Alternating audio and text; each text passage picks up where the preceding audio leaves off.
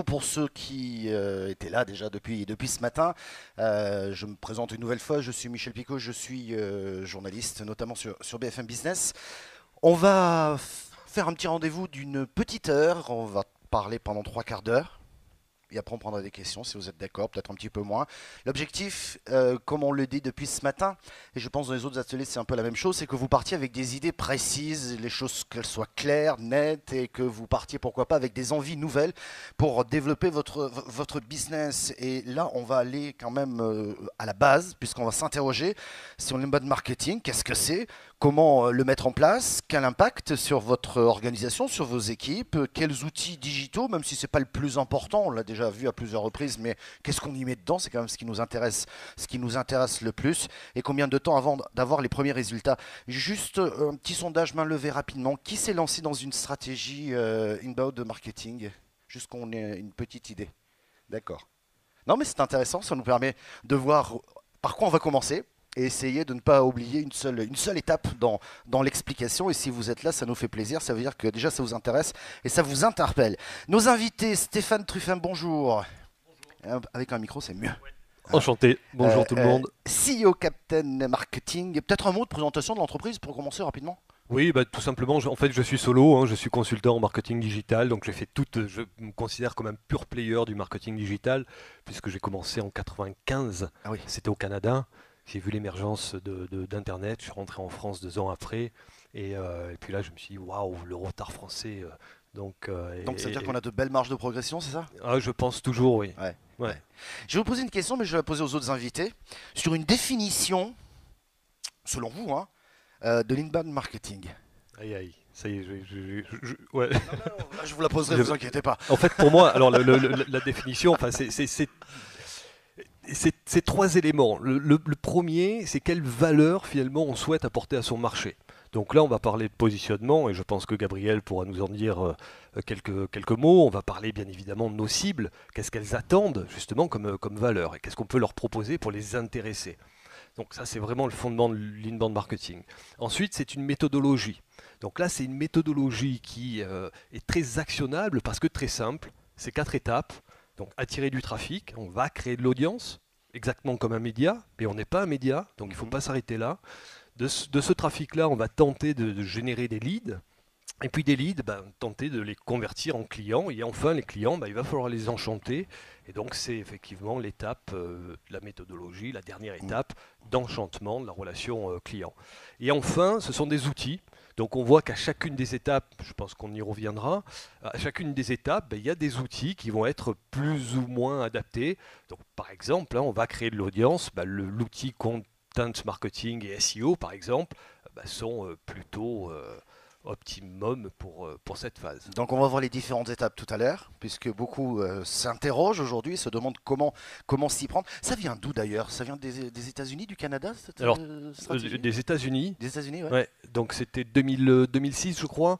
HubSpot, qui a dû très certainement s'appuyer sur les travaux de Seth Godin, qui a parlé, qui a été un des premiers à introduire la notion de permission marketing. Donc en fait, Godin nous a dit, mais arrêtez finalement d'être dans une relation très infantilisante avec vos clients. Faites des choses qui les intéressent, qui vont les interpeller, qui vont les fidéliser. Et il en a extrait cette notion d'opt-in. Donc finalement, c'est le client qui va accepter que l'entreprise prenne la parole auprès d'eux. Alors on va parler des bénéfices dans un instant, mais je vais donner la parole à Gabriel Zapiro qui est à côté de moi, qui est le président de Studio Butterfly. D'abord peut-être un petit mot sur Studio Butterfly, après je vous poserai la question sur qui est l'inbound marketing. Donc bonjour à tous. Effectivement, donc je dirige Studio Butterfly, mais il faut toujours vivre ses passions. Donc j'ai deux passions, l'inbound marketing, puisque j'ai écrit des bouquins là-dessus, et puis j'ai une deuxième passion, le théâtre.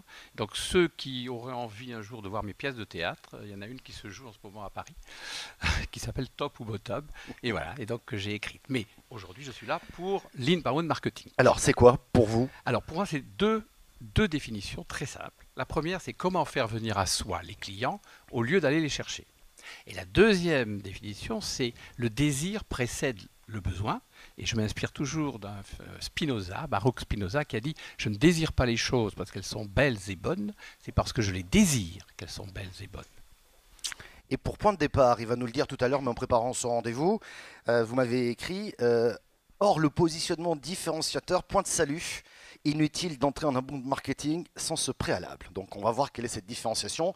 Vous êtes déjà différent, vous écrivez des pièces de théâtre avec plein de personnages différents à l'intérieur. Donc on va essayer de cultiver un petit peu cet aspect-là. Bonjour, rebonjour Michel Brébion. Bonjour. Fondateur de l'agence Winbound qui est filiale de MV Group. Peut-être un petit mot, on peut parler de l'agence puisque vous êtes l'organisateur aussi de cet événement. Exactement, donc nous on est des experts en inbound marketing adossés à un groupe qui s'appelle MV Group pour lequel on a toutes les expertises aujourd'hui pour accompagner nos clients dans le monde du digital.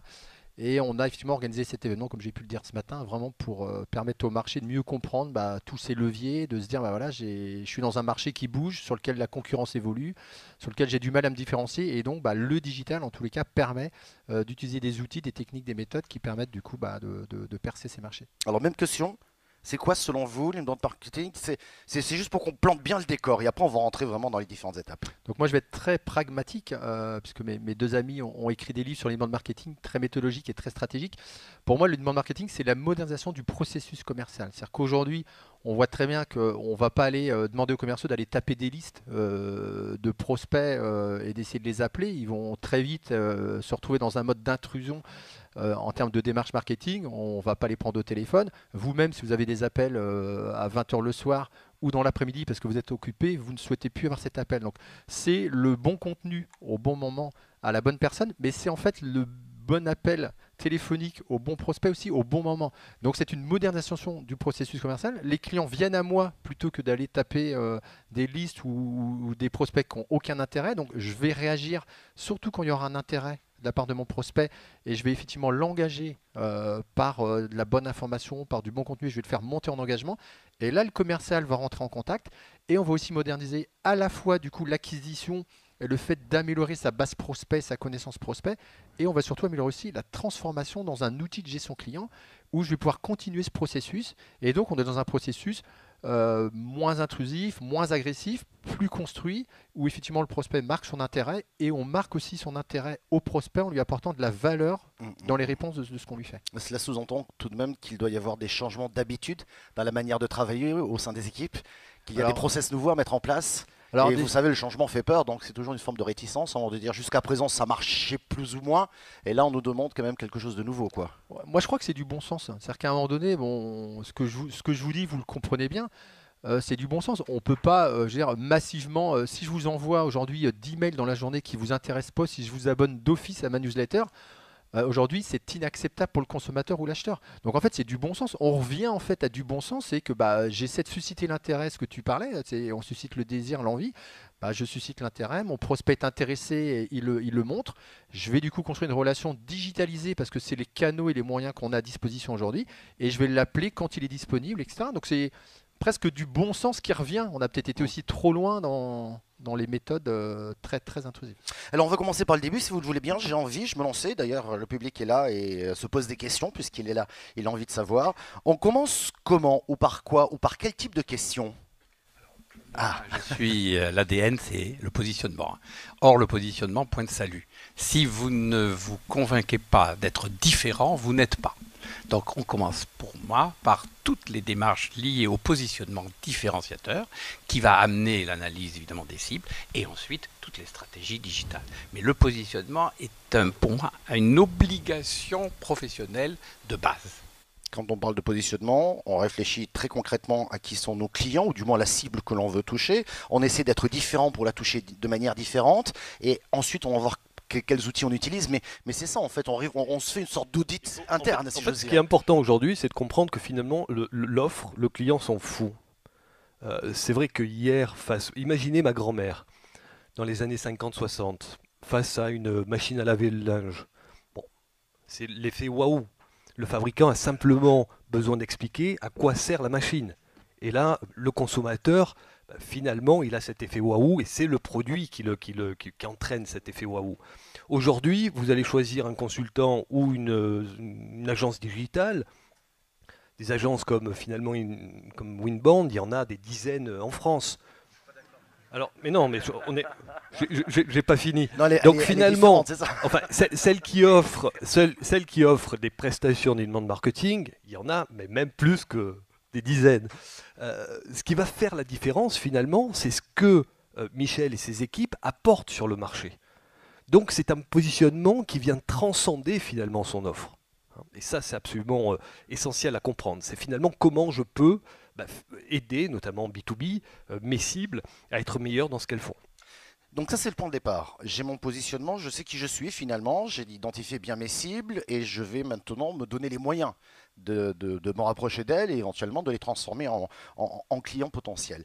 Ça veut dire quoi? Qu'une fois que j'ai ce positionnement, je me dis, il faut que je produise du contenu. On est d'accord là-dessus?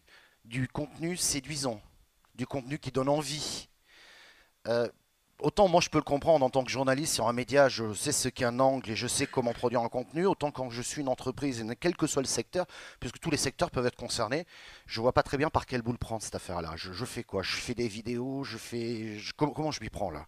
Alors déjà, il faut séparer les choses. Là, quand tu parles de vidéo et ça, on parle de support. Exact, Donc oui, ça, c'est des le supports. format. Mais alors qu'est-ce que je dis finalement, en fait, alors globalement, ce qui est extrêmement important dans la stratégie de vente, mais qui encore une fois pour moi presque c'est du bon sens, c'est qu'aujourd'hui on veut attirer des clients cibles qui nous intéressent, avec qui on a des chances de faire du business. Combien de personnes ont réfléchi à leurs clients cibles idéaux avant de mettre le contenu froid de leur site internet? La plupart du temps, on a mis je suis beau, je suis plus fort, je suis là depuis 65 ans. Très bien. Et puis je mets mon logo en gros et puis la photo du patron. Et tout le monde est content et tout le monde dit il est beau mon site. Et tout le monde dans la boîte se dit ah ouais, il est vraiment joli ton site. Donc en fait, la question c'est celle-là. C'est qu'à un moment donné, je veux attirer un client final, et ben je lui parle à lui. Donc qu'est-ce qui empêche de dormir la nuit mon client final? C'est ce que Stéphane dit dans son bouquin. Tu vois, je lui redis quand même, c'est sa petite phrase. Je ne vais pas lui la voler. Donc, mais c'est vrai, c'est ça. Et donc si je parle à ce qui empêche de dormir la nuit mon client final, et du coup je suscite un intérêt, et ben je crée de la valeur à mon contenu. Et donc peu importe le support, le choix du support se fera par rapport aux opportunités que j'ai. Là, aujourd'hui, on fait un podcast de cette conférence. On est en train d'utiliser ce contenu de la conférence pour sans doute un scénario d'acquisition. Mais la conférence en elle-même est un contenu. Exactement. Pourquoi la conférence a déplacé 1100 personnes, je crois, aujourd'hui? C'est parce que vous vous posez des questions. Ouais. Et donc, on tente d'y répondre. Donc, elle est là, la transformation. Imaginez que dans cette salle, on ne raconte que des choses sur nous. En disant, voilà, on est les plus beaux, on a des superbes offres, on est les meilleurs en inbound marketing. Mais au bout d'un quart d'heure, vous partez.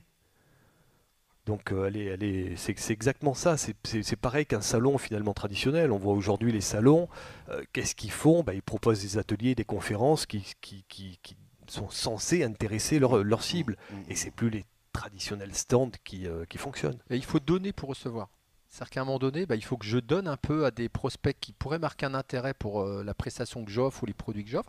Il faut savoir donner quelques petits secrets, de l'information, ce qui me différencie de mes concurrents, donc être très honnête. Et donc, si du coup ça suscite l'intérêt, ils vont monter en engagement avec moi. Donc, je vais pouvoir leur donner des contenus de plus en plus intéressants et qui ont de la valeur, du coup, vraiment de la valeur.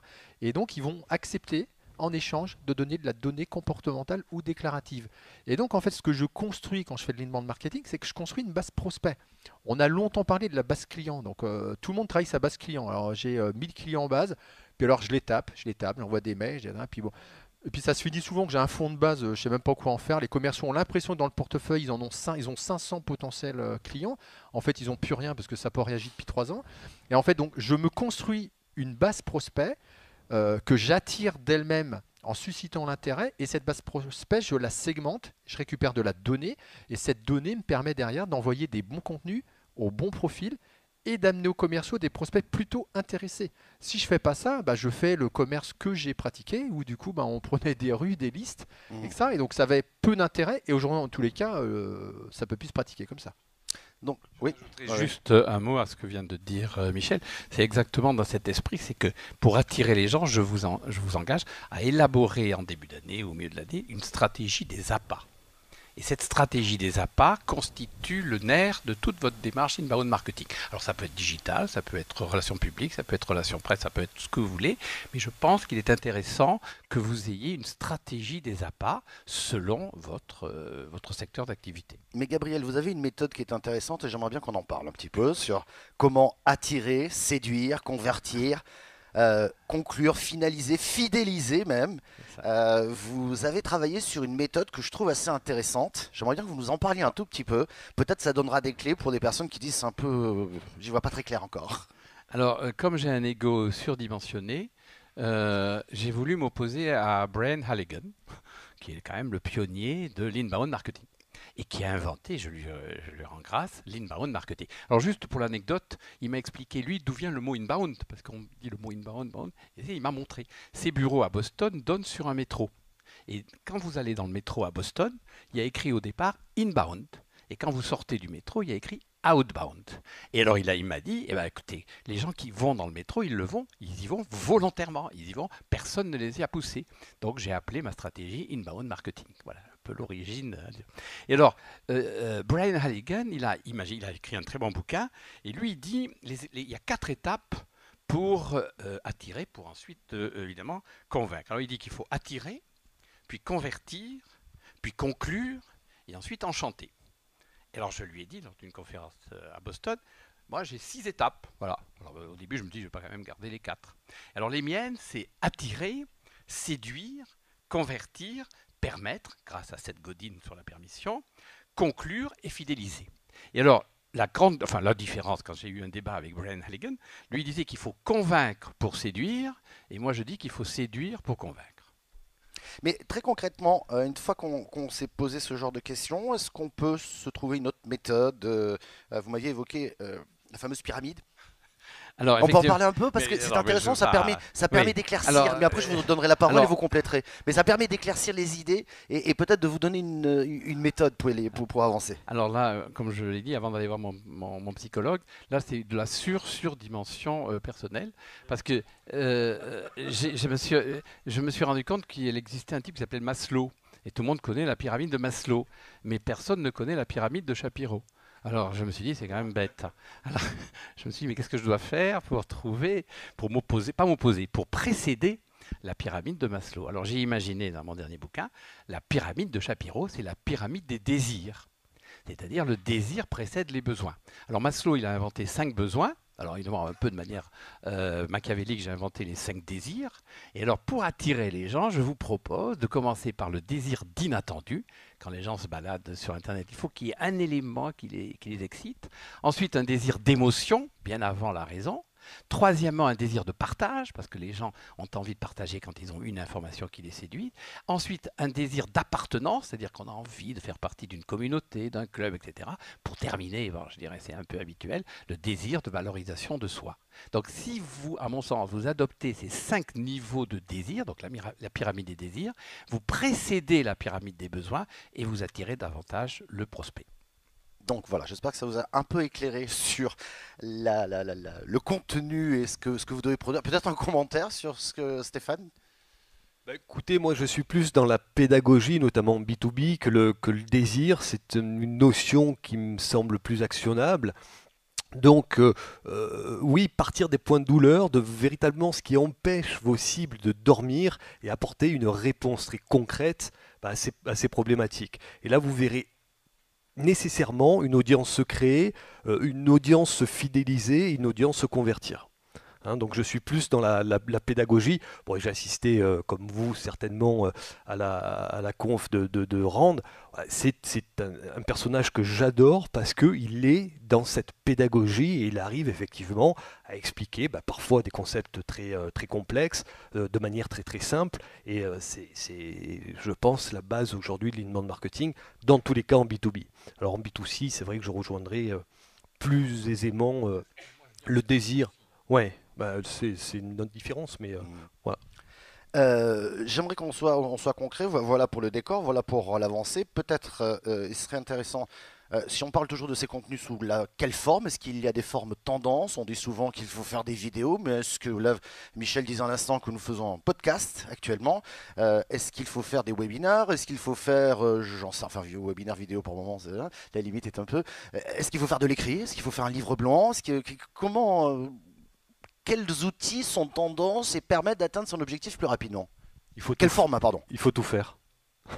Il faut tout faire, il faut tester. Bon, je pense que l'écrit, de toutes les manières, reste quand même absolument incontournable. Après, aujourd'hui, on voit par exemple les podcasts qui émergent en force. Donc, il faut les tester. Il faut les tester par rapport à son audience, voir si effectivement ça plaît, ça mord. Et si c'est le cas, poursuivre. Et si c'est pas le cas, tenter d'autres coups. Donc ça, c'est important d'avoir de l'agilité. Ça veut dire qu'il faut tester, quoi. Il faut se tromper.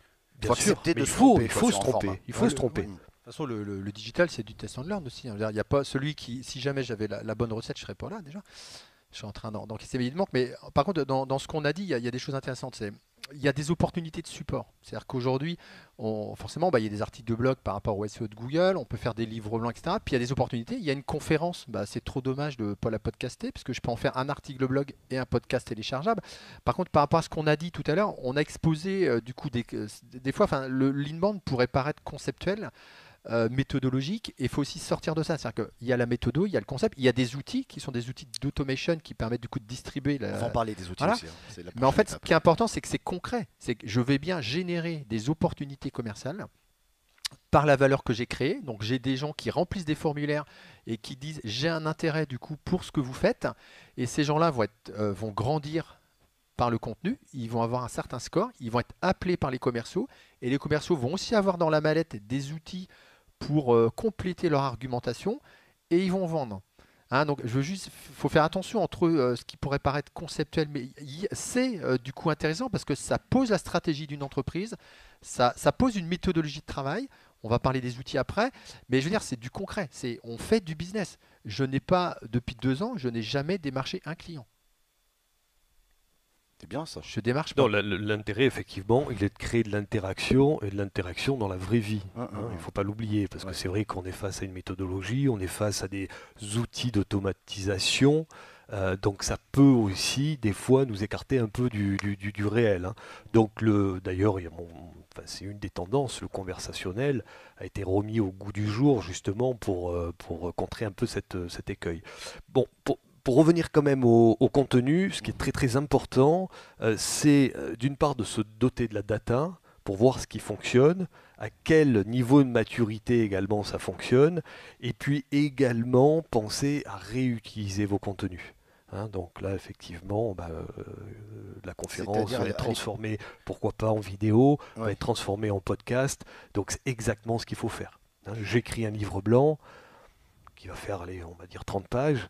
Je peux en faire un article. Vous en faites une dizaine, une quinzaine d'articles de blog qui eux-mêmes vont être découpés en une dizaine chacun de snacking contents pour alimenter sa présence sur les médias sociaux. Et tout ça, vous allez le pousser auprès de vos collaborateurs et bien évidemment auprès de vos commerciaux pour qu'ils puissent s'inscrire dans cette logique de contenu et alimenter leur profil sur LinkedIn ou Twitter. C'est intéressant ce que vous dites parce que ça veut dire qu'il ne faut pas qu'une entreprise se transforme en rédaction. C'est-à-dire qu'elle fournisse en permanence des contenus alors qu'un seul et même contenu, je dirais... quinzaine, voire mensuel, on peut le décliner, on peut le découper et on peut le faire vivre différemment, quoi.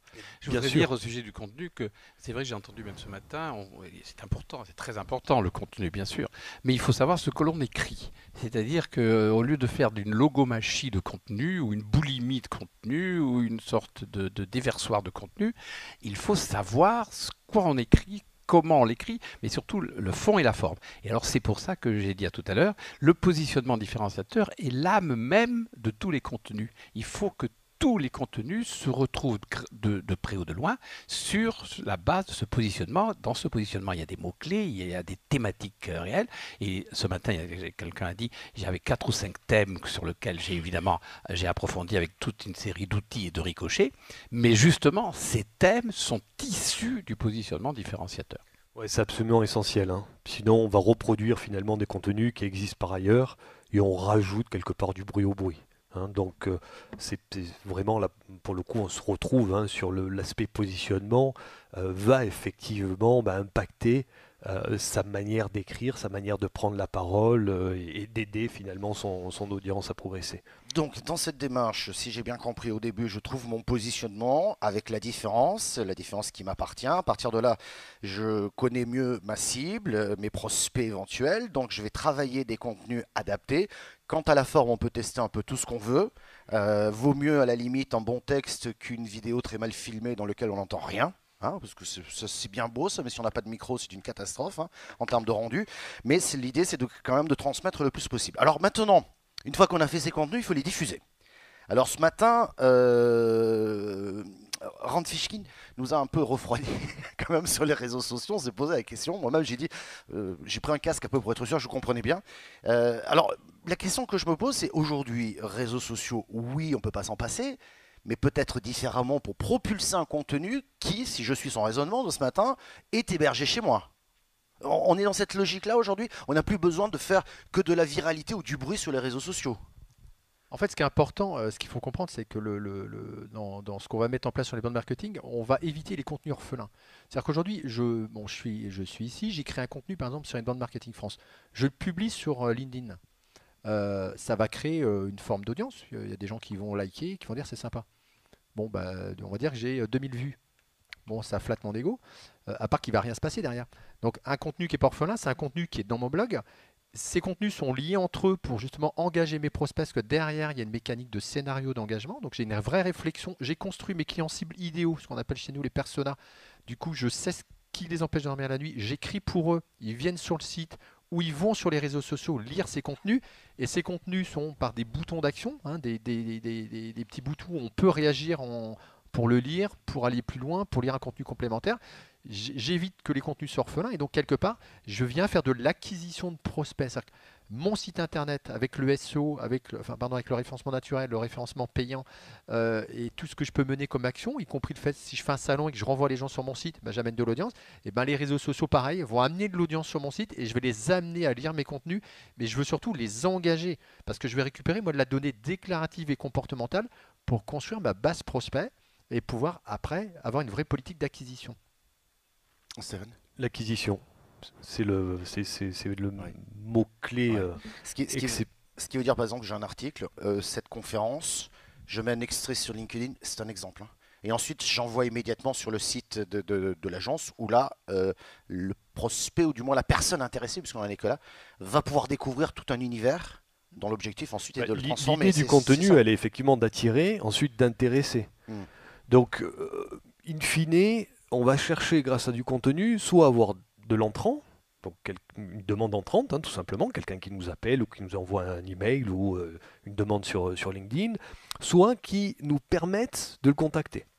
Et là aussi, c'est de la data qui va me permettre de dire, tiens, le lead C, il est beaucoup plus chaud que le lead B, donc le lead B, je continue à le nurturer, donc à le faire mûrir grâce à des contenus marketing, tandis que le lead C, ça y est, il est chaud, donc je demande à un commercial de prendre contact avec lui. Et si on a bien fait notre travail, normalement, l'acceptation, pour le coup de l'appel, qui est toujours sortant, est beaucoup plus importante que par le passé. Donc c'est ça le but ultime du contenu. Et effectivement, à un moment donné, il va falloir rapatrier de l'audience vers son blog, vers son site. D'où l'importance par rapport au contenu orphelin que tu disais, Michel, ça veut dire qu'il n'y a pas de lien. Oui, c'est ça. Pour être très concret, hein, pour être très basique, c'est qu'il n'y a pas de lien vers mon site à moi. Et en fait, c'est exactement ce que disait Rand Fishkin ce matin. Oui, c'est ça. C'est remettre au cœur du processus son site internet. Et ce qui est extrêmement intéressant, c'est qu'il faut, en fait, il ne faut pas opposer les médias et opposer les méthodes. Il y a l'outbound, il y a l'inbound. En fait, pour chaque stratégie, il y a des objectifs et des résultats. Donc, il ne faut surtout pas opposer les méthodes. Et par exemple, sur LinkedIn, on se crée une empreinte digitale. D'accord ? C'est-à-dire qu'aujourd'hui, moi j'ai un nombre d'abonnés qui est assez important, donc j'ai une forme d'influence et de notoriété.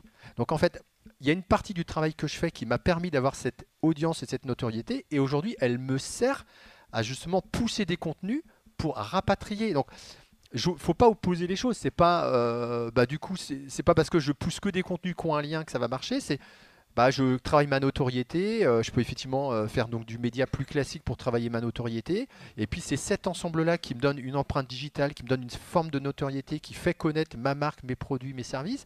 Et du coup, par rapport à ça, quand je pousse des contenus, il y a un intérêt grandissant et j'ai une forme d'audience. Et cette audience, j'essaie de la rapatrier en données déclaratives ou comportementales de mes prospects. Et ma base prospect, elle grandit. Et quand elle est de 2-3 000 et que j'arrive du coup à bien la travailler, à bien répondre aux attentes des prospects que je cible et du coup à les faire grandir pour les livrer aux forces de vente, mon business, c'est ce qu'on va appeler la lead generation. J'ai une sorte de machine à création de leads qui fonctionne. Et si je réponds bien, en fait, la problématique majeure, c'est pour ça que je ramène souvent ça, la modernisation du processus commercial, c'est qu'aujourd'hui, la part la plus importante des commerciaux, elle est dans la prospection. Elle devrait être dans la réponse. Je devrais passer du temps avec Stéphane à travailler la stratégie d'un client, à me dire comment on va aller chercher des opportunités. Et donc, c'est ça qu'il faut effectivement réinventer. Et d'autant plus que ça correspond à un changement de comportement des acheteurs et des consommateurs. Donc, on est en plein dedans. Il nous reste 2 points à évoquer. On l'évoquait au tout début, hein, c'est les équipes, l'organisation, parce qu'il faut le produire, ce contenu. On va parler bien entendu des bénéfices. Après, on prendra quelques questions. Juste une petite parenthèse pour rebondir encore sur la conférence de ce matin. Est-ce qu'il y a des réseaux sociaux qui ont plus d'impact que d'autres? Est-ce qu'il faut être partout, tout le temps? Est-ce qu'il faut les choisir en fonction de son secteur d'activité? On a vu par exemple la montée d'Instagram. La baisse sensible, mais quand même toujours assez puissante de Facebook. On parle beaucoup de LinkedIn quand on parle entre professionnels. Je mets les trucs de jeunes de côté, mais pourquoi pas après tout? Est-ce qu'il y a un réseau à privilégier? Il y a quelques grandes tendances quand même en B2B. On va plutôt parler de LinkedIn et de Twitter. Alors bien évidemment, il ne faut pas s'interdire d'aller sur Instagram ou sur Facebook par exemple. Maintenant, on peut pas enfin, en fonction de ses moyens, on peut pas être sur toutes les plateformes. Donc là aussi, parce que c'est du boulot. Hein. C'est carrément il faut faire des choix. C'est-à-dire qu'à un moment donné, c'est exactement ce que dit Stéphane. Il faut bien faire les choses. Donc déjà, il ne faut pas aller sur des réseaux sur lesquels je suis pas à l'aise. C'est-à-dire que si je suis pas à l'aise ni dans le ton, ni dans la forme du réseau, il ne faut pas y aller parce que j'ai mangé avec des amis le week-end, on m'a dit il faut être absolument sur Instagram pour ta boîte. Si je suis pas à l'aise, j'y vais pas. Donc après, c'est où sont mes clients? C'est tout simple, c'est du bon sens. Si mes clients sont LinkedIn, j'ai plutôt intérêt de privilégier LinkedIn. Et après, autant bien le faire que de se démultiplier sur plein de réseaux et puis à la limite d'envoyer tout ce que j'ai. Donc c'est bien de faire quelques recherches aussi pour savoir où est-ce qu'ils sont, où est-ce qu'on peut les cibler Exactement, mais ça c'est ce qu'on va construire dans les personas. Quand on va construire les clients cibles idéaux, on va regarder quelles sont leurs pratiques pour justement aussi avoir une politique de social media très adaptée. Ouais. Gabriel? Rajouter, c'est que là on parle du fond et c'est absolument essentiel, mais je voudrais aussi parler de la forme. C'est Victor Hugo qui disait la forme c'est le fond qui remonte à la surface. Eh bien il a tout à fait raison, c'est-à-dire que la forme peut aussi être un élément de réflexion pour le choix des réseaux. Et je voudrais me permettre de vous donner ce que moi j'ai appelé les 4 valeurs du désir, c'est-à-dire comment écrire, quelle est la forme de l'écriture, comment attirer selon les cibles. Alors les 4 valeurs du désir que je vous soumets, c'est pratiquer l'humour, créer l'intrigue, provoquer l'inattendu et susciter la séduction. Et rappelez-vous, j'ai dit au départ, pratiquer l'humour. C'est vraiment une valeur qui n'est pas très universelle. Je crois que j'ai vu le même truc sur Mythique, non? Mais je suis pas sûr. Là, tout le monde est en train de réfléchir, dit oh là là, ça devient compliqué. Et si on rajoute après que sur Twitter, vous êtes limité à 280 signes, si vous envoyez une vidéo sur Twitter, c'est même pas 2 minutes, je crois, ça crée des contraintes supplémentaires pour pouvoir évoluer. Alors justement, on vient de le voir. Il y a beaucoup d'éléments de réflexion. J'ai ma petite équipe, je suis une petite boîte, j'ai pas forcément les moyens. Qu'est-ce que je fais de mon contenu? Je mobilise quelqu'un, je réorganise mon équipe. Encore faut-il que la personne qui était au marketing avant et qui travaillait peut-être différemment s'adapte. Je sous-traite mon contenu. Je fais comment? Et puis comment je m'organise au sein même de l'équipe pour que ça passe, quoi? Parce que c'est quand même un sacré changement. On est au cœur de la transformation digitale. Pour le coup, effectivement, donc ça veut dire des formations, ça veut dire probablement des recrutements, de nouvelles compétences. Ce qui est très important, qu'on fasse sous-traiter ou qu'on fasse en interne, c'est de s'appuyer sur les expertises, pour le coup, internes. Alors on a des experts, c'est pas forcément des très très bons rédacteurs, on peut tout simplement les interviewer et puis faire réécrire l'interview par un journaliste, par un content marketeur. Donc ça c'est des pratiques qui qui sont effectivement plutôt efficaces. Mais c'est des coûts supplémentaires. Ça Bah, peut représenter des coûts supplémentaires. En fait, c'est ce un sont des budgets. Oui. Ouais, mais c'est un choix stratégique. Je veux dire, Ouais. aujourd'hui, une entreprise, pour acquérir des prospects, elle l'investit. Donc, à un moment donné, elle répartit ses budgets différemment, aussi ses ressources. C'est-à-dire qu'il y a peut-être des postes dans l'entreprise qui, aujourd'hui, doivent évoluer. Donc, c'est aussi une manière de les faire évoluer. Donc, je ne crois pas qu'on peut parler de dépenses supplémentaires. Je pense qu'il faut faire les dépenses nécessaires à la construction de business plans et de l'acquisition de clients. Donc, pour toute entreprise, ça fait partie d'un schéma et d'un modèle économique. Maintenant, on réoriente les ressources. Il y a des budgets qu'on mettait à un endroit, on les met autre part. Voilà, mais c'est accessible. Et si c'est bien fait, ça mène tout de suite du business. Donc, Alors justement, on va parler du ROI puisque c'est un investissement. Il faut combien de temps? Tout de suite, je suis pas très sûr. Faut produire pendant combien de temps? Je dirais qu'à partir d'un trimestre, 3 mois, on commence déjà à obtenir des résultats, hein. Donc c'est pas nécessairement très très très long. Ce qui est important après, c'est d'arriver à durer sur le long terme. Mais vous publiez des premiers contenus, vous en faites une promotion un peu efficace, ça peut aller relativement vite. Est-ce que ça coûte cher? Est-ce qu'il faut rajouter, ne serait-ce que pour mesurer l'impact des contenus, ne serait-ce que pour les diffuser sur différentes plateformes, vous voyez ce que je veux dire, enfin tous ces logiciels-là, est-ce que ça a un coût supplémentaire? Est-ce que d'abord, j'ai presque envie de vous dire, est-ce que c'est obligatoire? Est-ce que je ne peux pas produire du contenu pour mon site et puis quelque part je crée des liens et des choses comme ça sur les réseaux sociaux? Obligatoire les outils Ouais, techno? d'avoir des outsuites, des machins, enfin des Ouais, trucs, des c'est programmes, obligatoire. Ouais. Ouais. Non, mais je Non, préfère c'est que ce soit clair. obligatoire. C'est obligatoire. Le client a une agilité aujourd'hui qui est absolument phénoménale, hein, grâce notamment au mobile. Donc on peut plus gérer ces fichiers comme on le faisait par le passé, hein, sur du Excel à la mano. Donc oui, c'est absolument obligatoire.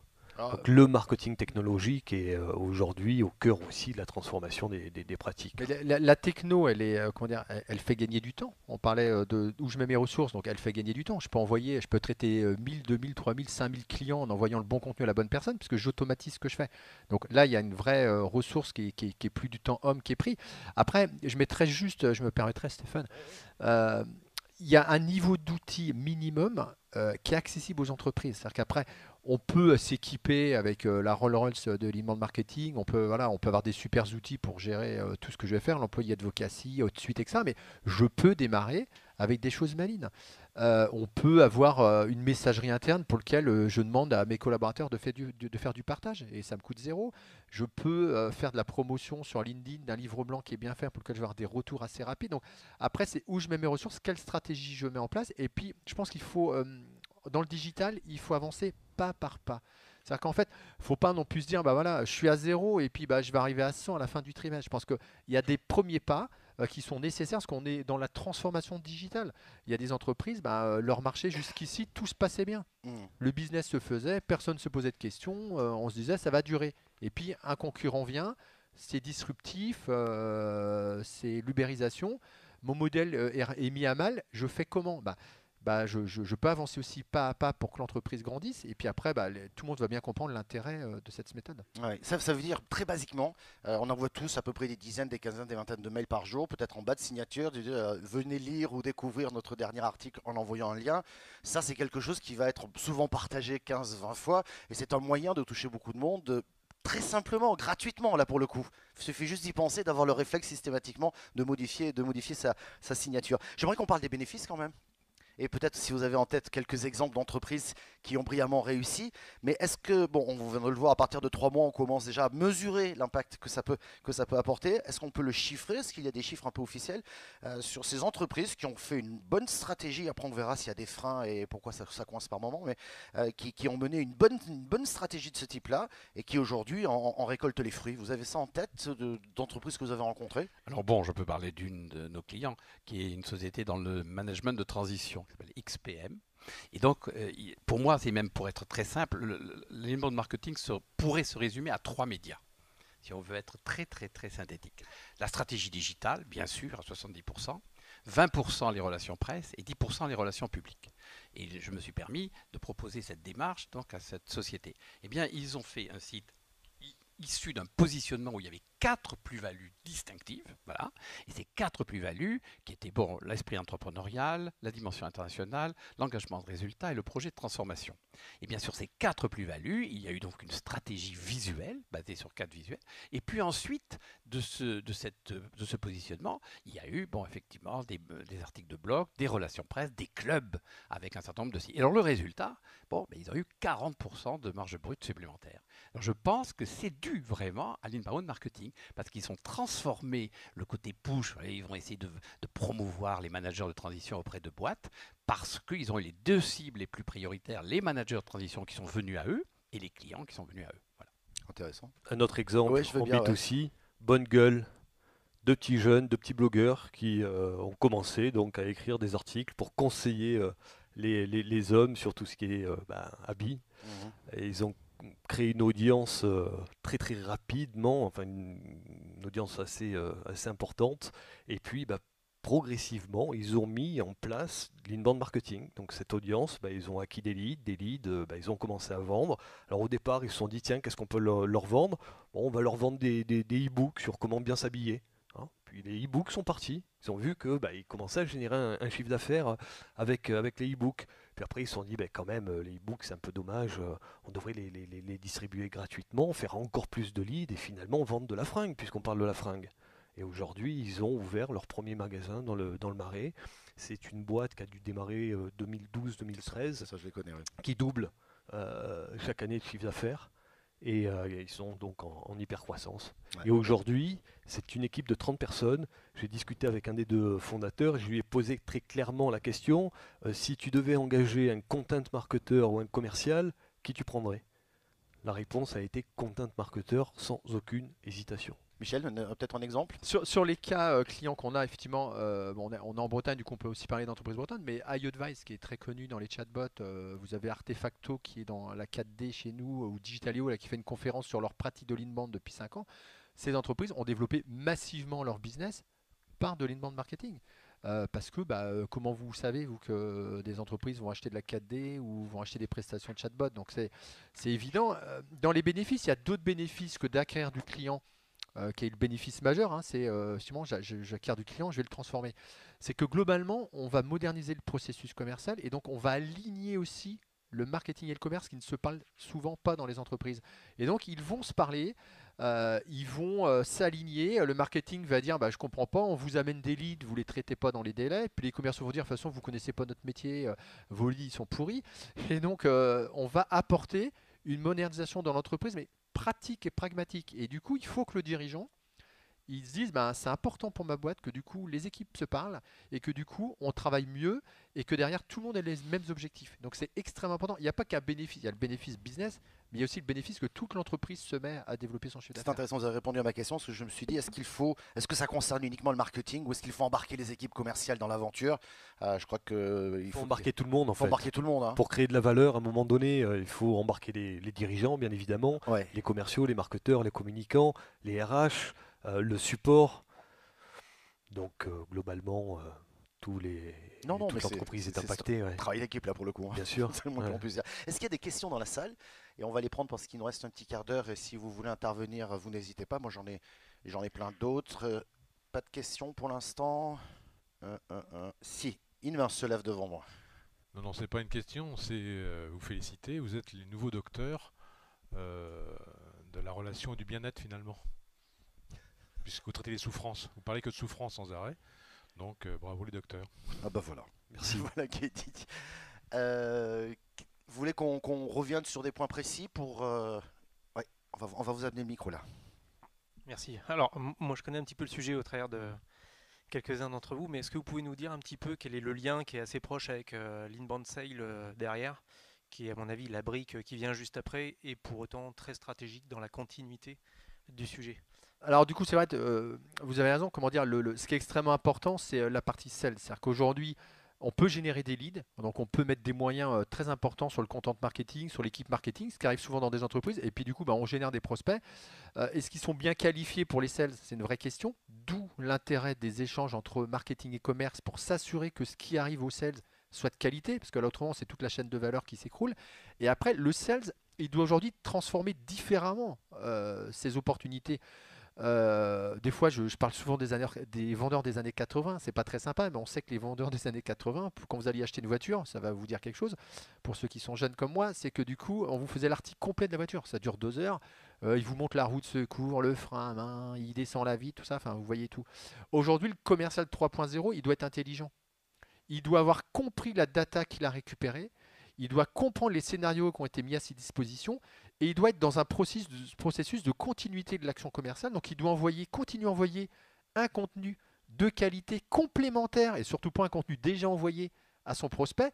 Et il doit lui faciliter la prise de rendez-vous par un lien direct. Il doit gérer ce contact dans des étapes de vente de sa GRC, parce qu'aujourd'hui les outils de gestion commerciale se sont modernisés. Ils sont beaucoup plus intuitifs que ce qu'on a connu il y a quelques années. Où déjà dès qu'il fallait remplir les contacts, tout le monde partait en courant. Donc c'est comme ça qu'il doit travailler le commercial 3.0. Et il y a un enjeu majeur de demain pour moi qui se dessine là, c'est la continuité de l'action commerciale. C'est-à-dire qu'aujourd'hui, le particulier, le consommateur, l'acheteur multiplie les points de contact. Je ne vous cache pas que c'est difficile. J'ai tous les jours des prospects qui me contactent par SMS, par téléphone, sur Facebook, sur LinkedIn. Il attend le même niveau de service quel que soit le point de contact. Et c'est pas facile. Et donc il y a des enjeux majeurs, c'est que le commercial 3.0 doit récupérer la donnée, la qualifier, aider le marketing à mieux faire, et puis vraiment appeler le client au bon moment, dans sa bonne séquence, avec de l'information construite, et passer la majorité de son temps à construire une proposition de collaboration et puis une proposition commerciale. Et il devra travailler demain sur la continuité de tous les canaux qu'il a dans les mains, parce que demain ils vont fusionner les messageries de Messenger, etc. Ça va encore s'amplifier. Je me suis permis d'écrire un article et je voudrais vous citer le titre. Le vendeur de chasseur doit devenir gibier. Vous pourrez le lire. C'est exactement l'inbound sales. Est-ce qu'il y a une autre question ou un autre commentaire? Il nous reste quelques minutes encore. Moi, j'ai quand même deux, trois petites questions. Quels sont les principaux freins, c'est bien de les connaître, qui pourraient conduire à l'échec d'une stratégie de ce type-là? Quelles sont les erreurs à ne pas commettre pour reformuler ma question? Bon, il faut partir du positionnement. Si on loupe son positionnement, ça va être difficile. Il faut partir de ses personas, là aussi. Hein. Si on les loupe, on se trompe de cible, donc difficile. Et puis après, la qualité du contenu, encore une fois, la valeur qu'on va finalement distribuer sur son marché. Oui, Michel. Je pense aussi qu'il faut, comment dire il faut que la direction générale, que ça soit un projet porté. Et il faut aussi former les équipes. C'est-à-dire qu'aujourd'hui, le niveau de maturité dans le numérique, elle est très différente d'une entreprise à une autre. Il y a des entreprises qui, comme je le disais tout à l'heure, sont un peu traditionnelles. Il ne faut pas qu'elles aient peur d'aller vers une nouvelle manière d'aborder et d'attirer le client. Par contre, elles ont besoin d'être emmenées, elles ont besoin d'être conseillées et d'être formées. Donc il y a un vrai enjeu de la formation, à mon avis, des équipes pour justement passer des caps et aller pas par pas, se former, faire des tests, commencer par faire du social media, commencer par faire de l'acquisition et puis après j'attaque l'inbound. Mais il y a aussi des étapes. Il ne faut pas les griller non plus parce que des fois on démarre de zéro et c'est pas un mal. Il y a des modèles qui fonctionnaient, il y a des modèles qui sont bousculés. Il faut juste s'adapter au monde qui change. On verra tout à l'heure les conseils, mais j'imagine que pour la plupart, ils doivent se dire ma direction générale ne veut pas en entendre parler ou c'est trop compliqué parce que ça marche bien comme ça et j'ai pas envie de prendre ce risque-là. Ça doit pas être d'une grande simplicité, quoi. Personne est concerné dans cette salle. Personne n'est ennemi de ses intérêts. Un commercial n'est pas ennemi de ses intérêts quand il a compris qu'au lieu d'aller se taper des portes et puis de se faire renvoyer à chaque fois, il a des leads qui viennent tout seul, il le comprend. Et puis quand la direction générale comprend qu'effectivement son investissement est efficace et qu'elle va générer du chiffre d'affaires, elle peut même calculer, nous dans nos modèles, on peut même calculer le coût contact d'une acquisition d'un prospect et se dire si j'investis tant, je vais récupérer tant. Donc à un moment donné, la modélisation de l'économie digitale, elle existe aussi et elle permet d'avoir des axes de croissance, des investissements à faire. Donc non, ça peut être intéressant. Gabriel, vous voulez intervenir? Oui, donc justement, l'échec que j'ai vu dans une ou deux sociétés qui se sont mis à faire de l'inbound marketing à tout va, mais cantonné à la direction communication. Et comme l'a dit monsieur, c'est obligatoire d'y associer le marketing, la vente et la direction générale. Et si vous n'associez pas ces quatre pôles, vous pouvez avoir un échec. Des questions? Des réactions? Oui, il y a une main qui se lève au fond. On vous rapproche le micro. Oui, bonjour. Je souscris juste à ce qui vient d'être dit à l'instant sur effectivement que c'est pas juste un outil, un nouvel outil de communication miracle qui permet de de vendre n'importe quoi à n'importe qui, mais j'aime bien l'idée justement que ça transcende, ça traverse toute l'entreprise et que ça impacte le produit. Et en tant que client, je trouve que c'est très bien. L'exemple de Bonne Gueule tout à l'heure, pour moi, il me parle complètement. Je porte leurs chaussures actuellement. Et pourquoi ça fonctionne? C'est parce que en fait, il y a de la transparence. On explique d'où vient le produit, qu'est-ce que c'est. Le client a envie de savoir ça. Il comprend complètement et ça n'a pas juste impacté notre façon de parler à l'entreprise. Ça impacte vraiment le produit. Le produit, on sait ce qu'on achète vraiment. Et donc, ma question, elle est celle-ci. Est-ce que ce inbound marketing, il n'oblige pas l'entreprise à concevoir aussi différemment les produits qu'il vend pour qu'ils soient vraiment... Je dirais, de mon point de vue, c'est que ça vous entraîne obligatoirement, que vous soyez consultant, agence ou la société, à pratiquer la co-création. Et on rentre dans une dialectique de partage et non plus de, bon, ça c'est un peu snobinard, au lieu d'être dans le top-down, on est dans le bottom-up, comme on dit, mais justement, ça exige qu'il y ait une co-création. Donc c'est un changement de paradigme, mais c'est un changement de mentalité dans les rapports entre les consultants, la société, les agences, etc. Ouais, et puis ça vous oblige à avoir des bons produits. Aujourd'hui, un produit qui n'est pas bon, quelque part, vous aurez beau faire la plus belle des stratégies inbound marketing, vous n'en vendrez pas. Hein. Donc ça, c'est déjà un préalable absolument nécessaire.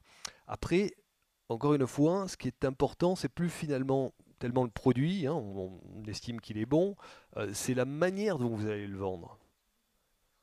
Et c'est là où l'inbound marketing est vraiment intéressante parce qu'elle propose justement une méthodologie un peu nouvelle et qui convient parfaitement aux nouveaux clients consommateurs.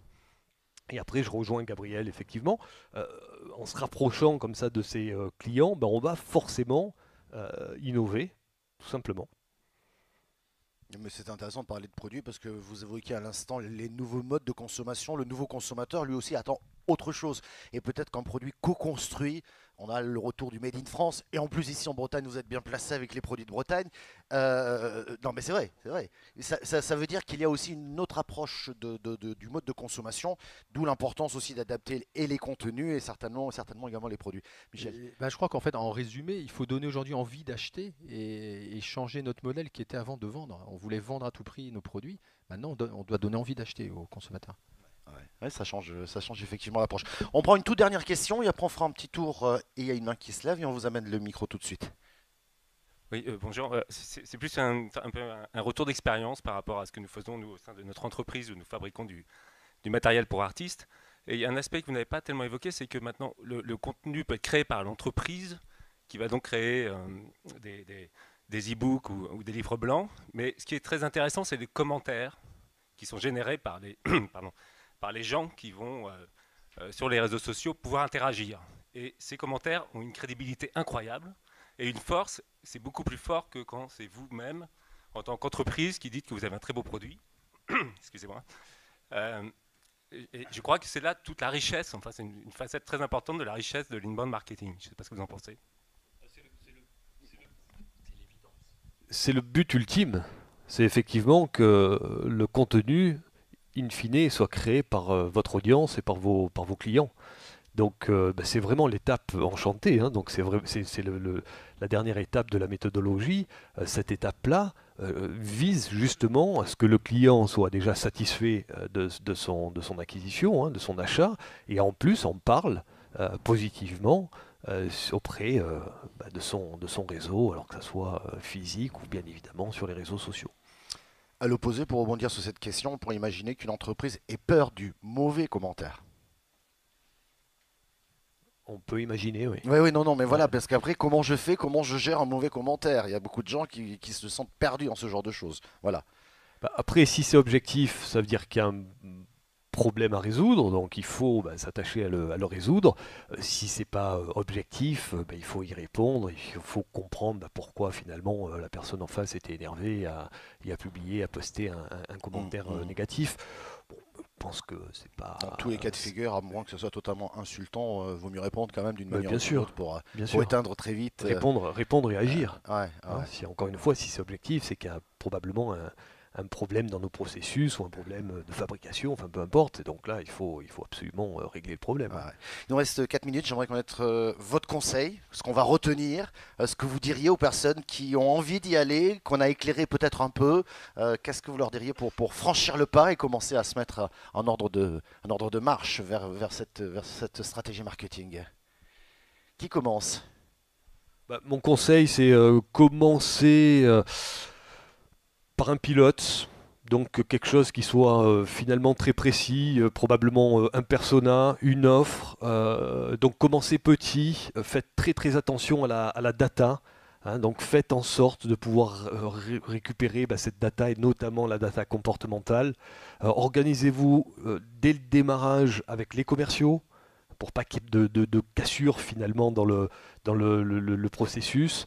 Et puis après, aller évangéliser au sein de votre entreprise, aller onboarder le codir, c'est absolument essentiel, hein, que les dirigeants soient aussi convaincus de la démarche. Et puis ensuite, vous obtiendrez les budgets pour aller déployer à plus grande envergure. Et n'hésitez pas, d'après ce que j'ai compris, d'y aller étape par étape et à tester et à imaginer et à se différencier aussi en osant des choses. Michel. Alors il y a une solution qui fonctionne bien, qu'on met en place, c'est ce que j'ai appelé le workshop, l'atelier. C'est extrêmement intéressant de faire un petit atelier d'une demi-journée par exemple et de mettre du coup toutes les parties prenantes de l'entreprise et de poser le sujet déjà. Alors bien évidemment, il faut regarder un peu avant ce qu'est la stratégie et faire une sorte de pré-bilan, mais de se poser tous ensemble en se disant voilà la pratique aujourd'hui, voilà comment les commerciaux relancent les contacts qu'ils ont, voilà comment le marketing travaille, voilà les outils de l'entreprise. L'outil, elle a déjà fait des choix informatiques. Bon, il y a des blocages, etc. Et de poser très clairement la situation de l'entreprise avec une forme de petit audit et du coup de se dire voilà, est-ce que du coup la stratégie là, telle qu'on l'aperçoit, elle serait bonne? Et du coup, on sort souvent de cette réunion-là avec des réponses qui ont été co-construites et on se dit, mais ouais, tiens, c'est vrai. Et ben déjà, on pourrait déjà faire cette première étape, ce que disait Stéphane. Mais j'aime bien ce côté collectif, collaboratif. Il faut un peu s'immerger. Nous, on a un regard extérieur. Le regard extérieur, des fois, on n'est pas les sachants. Mais des fois, l'entreprise et nous-mêmes, les entrepreneurs, on est pris dans notre modèle, on avance. Et puis on voit plus, il y a des choses qu'on ne voit plus. Puis rien que le regard extérieur, un petit effet miroir, on se dit mais ouais, mais si, on a de la valeur là-dessus, on parle pas de ce produit-là. Et puis oui, c'est vrai que notre positionnement, il pourrait être différent. Et puis des fois, je vais dans des entreprises, on dit ouais, mais ça va être compliqué d'écrire. Et puis ils disent bah oui, mais tiens, il y en a deux, pourtant ils ont plein d'idées. En prenant leurs idées, on peut en faire un article, etc. Donc on trouve collectivement assez facilement, en tous les cas, à réorienter une stratégie digitale aujourd'hui. Ouais. Gabriel? J'aime bien toujours les citations. Je voudrais vous citer celle de Léon Blum, voyez, qui disait dans la vie où on se répète, où on change de parti. Donc moi, je vais me répéter. Alors je crois que le premier conseil, et je reprends ce que dit Michel, faites un workshop avec des gens de l'entreprise et des gens extérieurs sur la stratégie de positionnement. Tout simplement pour passer de l'indifférence à la différence. Alors pour moi, il y a 3 étapes. Il y a donc cette stratégie de positionnement qui est le préalable, la stratégie ensuite média avec la stratégie digitale comme un élément clé, et ensuite il y a au niveau de la forme de vous trouver une personnalité par le ton, le style et le caractère. Eh bien merci, on devait terminer à 15h, il est 14h59, je suis désolé, mais merci de votre attention, passez une belle après-midi. Merci beaucoup.